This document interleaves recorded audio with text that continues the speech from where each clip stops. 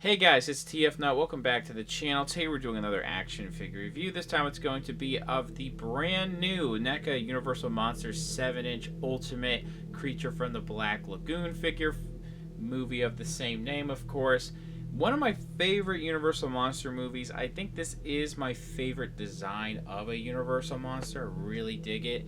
And I believe this is a more recent release. I found this at a local Best Buy. Amazon actually had some official listings saying it was supposed to be released this week. So I have mine now. Very excited to finally have it. I believe the black and white version is first to market at Target. And I saw that recently, but I wanted to get the color version because I have the rest of them I have are in color as well. Enough rambling. I want to go ahead and talk about the packaging. With the Universal Monster 7-inch stuff from NECA, it's going to be all pretty much the same approach to the packaging. We have this classic poster on the front, nice illustration, creature from the Black Lagoon. Some of the cast as well as where it says Ultimate Creature from the Black Lagoon. Now, on this side of the box, you see a color shot where it says Creature from the Black Lagoon. A very nice shot of the actual figure. Of course, they add some digital stuff to look like bubbles in there. Universal Monsters, NECA, and Real Toys. On this side, we get a more close-up shot of the face. Again, Creature from the Black Lagoon. Universal Monsters, NECA, and Real Toys. Again, this thing looks super sick. When we look on the top of the packaging, again, movie's name, NECA, warning choking hazard, ages 17 and up if I don't knock over my entire review station.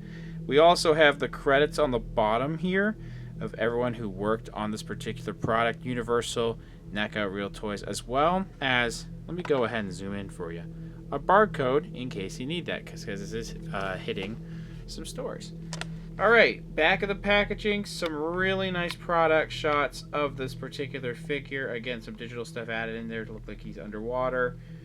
Creature from the Black Lagoon. It does say in a very small print what all this figure comes with, which is 4 pairs of hands and 3 interchangeable heads.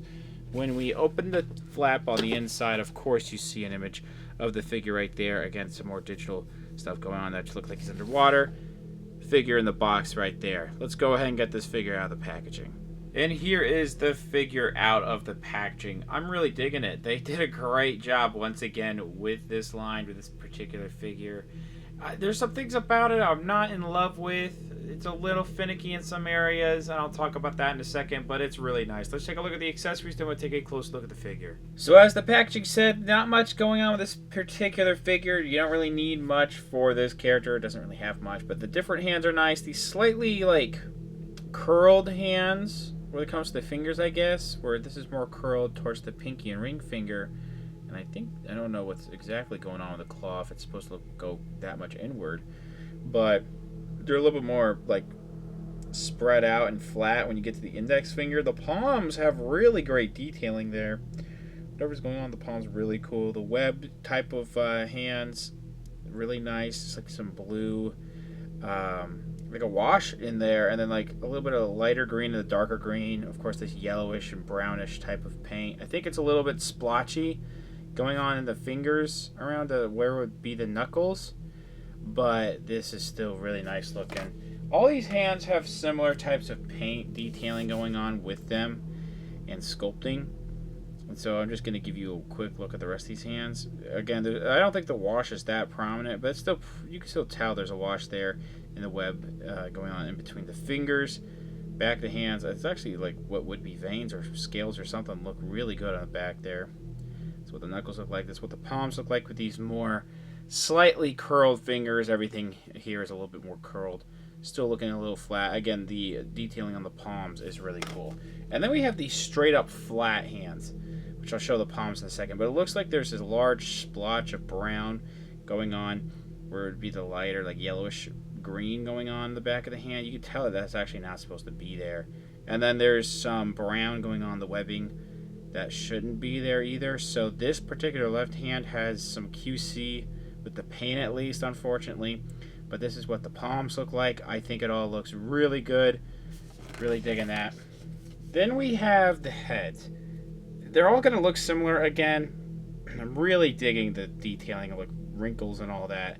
Different scales. Some brownish, like a wash, like like almost like metallic colors going on the scales and the green there. A little bit of light green and darker green mixed in.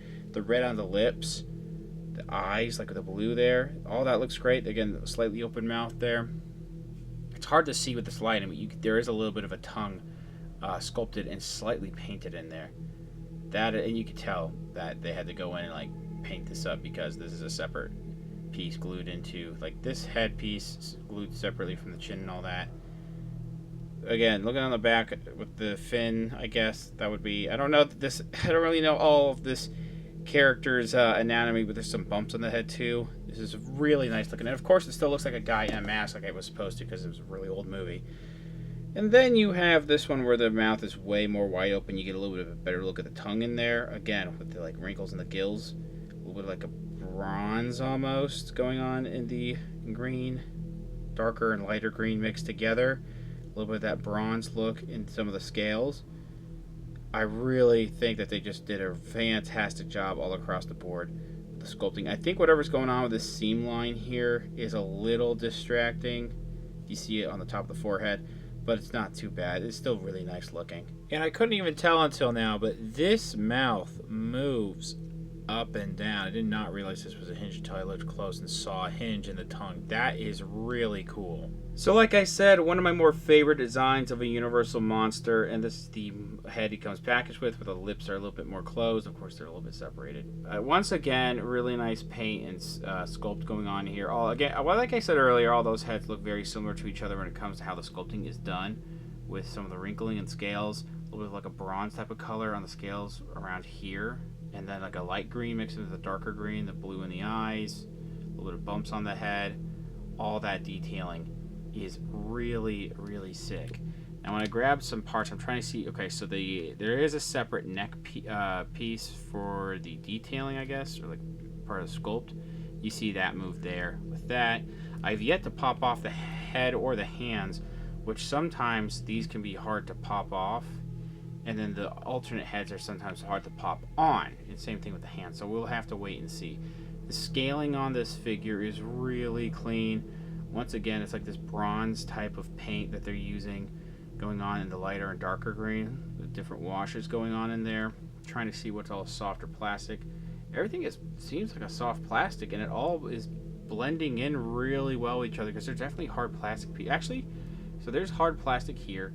I think it's a lot of soft plastic here going on in pretty much the entire torso, including the crotch area. And I want to say parts of the thigh, but I could be, no, I feel like that's actually a harder plastic. I think the knee, I can't tell, because around here it feels like a softer plastic, and then the knee piece also feels like a softer plastic.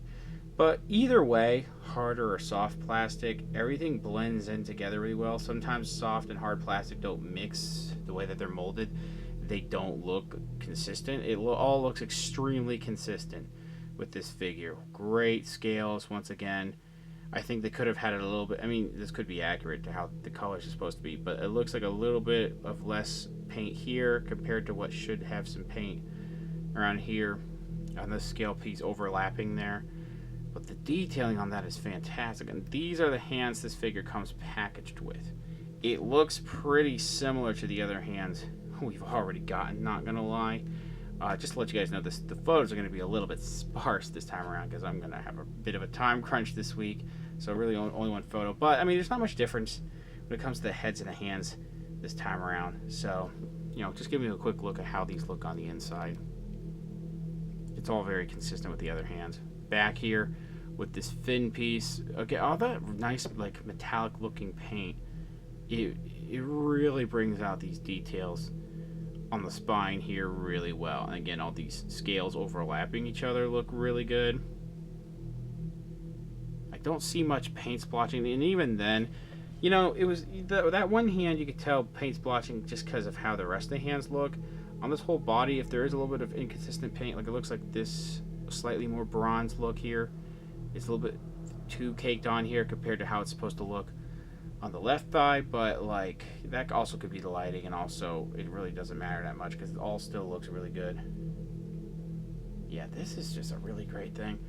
I love what they did with the stomach, a little bit of lighter green mixing into that darker green plastic. Again, with the overlapping scales here, Oh, that's really nice. These like longer back pieces coming from the butt. All that looks really nice. And that's the back of the knee. They hide the joints really well too. You can really only see that joint. Now, when it comes to articulation, we'll have to see how hindered it gets. But you can really only tell for the back of the knee, which is very natural with many action figures that you'll have to see that. But it's really hidden well. I mean, it's a little bit of gappage here. A lot of it is really hidden well. I think that the actual like way that they hid everything, except maybe also the wrists there, it's way better. I mean, I think that this character design helps with hiding stuff like that, so it's not really a fault on NECA for their other stuff, but they really used it to their advantage to cover a lot of stuff here while still making it look good and hopefully just as functional as it should be. But that's what the shins look like. Again, I don't know much about the anatomy of this particular creature, so I'm just showing you things like these back, like long-haired, like fin almost pieces. The web on the toes here. All that looks really sick on the ankle. The bottom of the feet also have some really fantastic detailing with these large claws, not only on the front but on the back there too. So I really dig this. I think they captured it like perfectly. Now, even though they've implemented some better articulation compared to other NECA figures, some of the range of motion is still hindered. So we have a ball joint, like a ball peg, going up in here as well as in the torso. So it actually goes up decently, even though a lot of these fin pieces are going to get in the way. It looks down rather nicely. Side to side, you see that extra range of motion coming from the body, from the neck there, swiveling here, and then that will also swivel there. So a lot of great range of motion. The arms can go out that far, actually not too bad. Arms go all the way around here. Then we have this swivel here at this part of the arm and a swivel here at this actual forearm. And then you combine all that for a double jointed elbow, but because this is a soft plastic piece, you don't want to keep it like this too long in case you stress that. But it actually bends really well. Swivel at the wrist, the back for the hinge is really kind of non-existent unless that's just this particular hand. And then the forward looks like that. Two different areas of ball joints going on here. So backward, yeah, the arm's kind of covering that, but the back motion could be a little better. Yeah. And then forward, oh, well, maybe slightly better. Some of that gets broken up because of all that. You see that. So side to side is fine, I think, and then the rotation, there's not much going on there, but things will get broken up as you're rotating things. Soft plastic crotch piece still gets in the way of the leg articulation, so that's as far out. Really can't go out that far. Same thing back. Splits are actually pretty nice. Upper thigh swivels kind of, it could be better. Could be better. Then we have a swivel here at this actual knee, double jointed knee right there. I think it could have a little bit of a better bend, but still looks pretty good. The back on the ankle is, not great because of these fin pieces. Forward is you can get a little bit forward, but not really that much. You do get a swivel here at the ankle, and then an ankle rocker. Measuring out the figure, this is a rather tall NECA figure. We're looking at a little bit over 21 centimeters, so that's going to put this a little bit over 8 inches, not quite 8.5. It's going to be a little bit taller than Frankenstein, definitely taller than the Shape of Water Amphibian Man, as you see on the left, and then way taller than Marvel Legends and Black Series figures. Overall, I am very pleased with this figure. It's an extremely good looking piece with some really nice accessories. I know it's just hands and heads. You really can't do much with this particular character, but what we do have here is really great. The paint and sculpt on this thing is really phenomenal. The articulation could be a little bit better, but it is slightly better than other NECA figures. I've seen worse articulation on recent NECA figures, believe me. And overall, this is just a really solid piece. I think some of the joints might also feel a little bit fragile. Nothing has broken on me yet, but it's a really cool piece. If you like the Universal Monsters, if you keep collecting the 7-inch stuff, you need to get this one. I highly recommend it. It's going to be around $35. I found mine at a local Best Buy. I'll leave links in the description below where you can get yours. Thanks for watching. Please subscribe to the channel if you haven't already. Comment down below what you think with the figure, what you think with the review. Leave a like, share amongst your friends, follow me on Instagram for more content over there, and I'll see you guys later.